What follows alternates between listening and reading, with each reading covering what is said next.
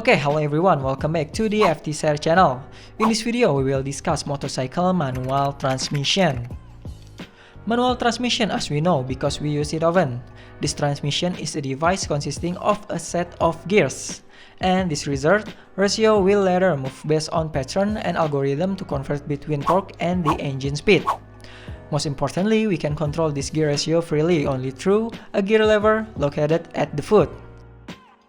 An example of the principal working mechanism is more or less like this. It is so that we can get a power output with ample torque, which means it is compatible climbing and loading. Then the input gear must have a smaller size and the output gear must have a larger size.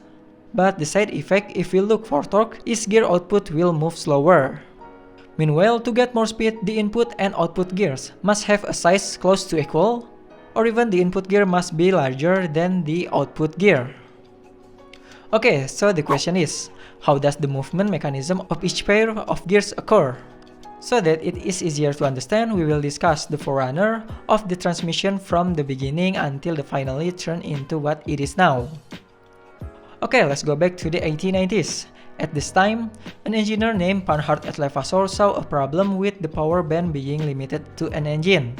A vehicle must be able to adjust its power requirements with the output power of the engine so that the vehicle can function properly. Seeing this problem, Panhard also created a basic concept of a non-synchronized 3-speed transmission. This invention was called a sliding mesh. However, a sliding mesh is difficult to operate on a moving vehicle with this design.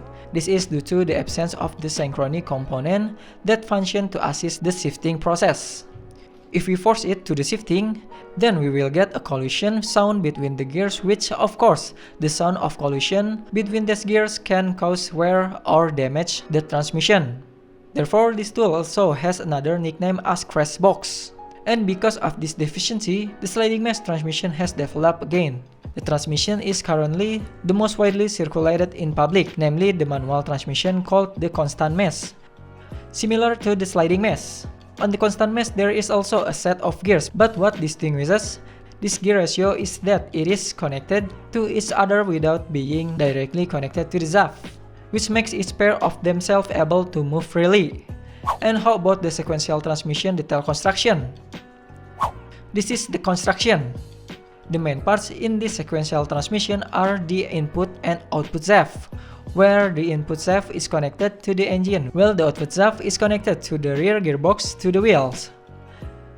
The second is the gear, which consists of a 5-gear ratio, because the sample we use in this video is a 5-speed manual transmission, and each gear has its own ratio. For the first gear, the ratio is 1 to 2.75, which means 2.75 times the input gear ratio produces one output gear ratio, with the aim of getting an ample torque. And the second gear with a ratio of 1 to 1.78. The third gear with a ratio of 1 to 1.37. And gear fourth with a ratio that has a direct ratio designation because the ratio is 1 to 1. This means that one ratio of the input gear will produce one ratio of the output gears. And finally, fifth, with a ratio of 1 to 0.91, means the output gear will rotate faster than the input gear. But on the other hand, this gear has a different purpose. If the other gear aims to manipulate torque and speed, the primary purpose of this gear is different, but to ease the engine's work at the high speed, to get fuel efficiency and extend the lifetime of an engine. Okay, now let's get into the working system. We can see here that each one can have a different shape.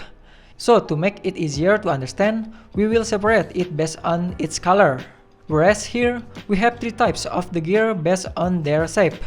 The first small one is the static gear, managed gear connected directly to the input shaft, and its position cannot move by the axis, so it always follows the input shaft. We use yellow color for this static gear. Next is the freewheeling gear, which as the name implies, this gear can thus rotate freely on its axis. We use the blue color.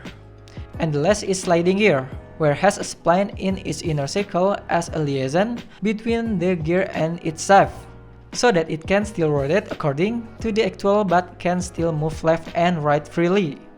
This is the part that we said just slide in the thumbnail. We give red color for this gear. And if we look in more detail, on the side of the slide gear, there is also a tooth. These teeth are called dog teeth. And in the freewheeling gear, we will find a large gap, then the dog teeth, which allow the dog teeth to shift and access this gap and interlock between the two gears. So for the working principle is just sliding each gear according to the gear sequence, so that it can vary the rotation and become the power band on the engine. Then to the shifting in the order require a gear part consisting of a lever, drum, and fork, which is when the gear lever is accessed, the familiar drum will shift the position of the fork that is attached to the slide gear, and the transmission can move according to the user's needs, starting from neutral, where the output shaft will move freely, and first gear by accessing slide gear through the lever so that it gets stuck to the freewheeling gear, and then continues to second ratio, third, fourth, and fifth.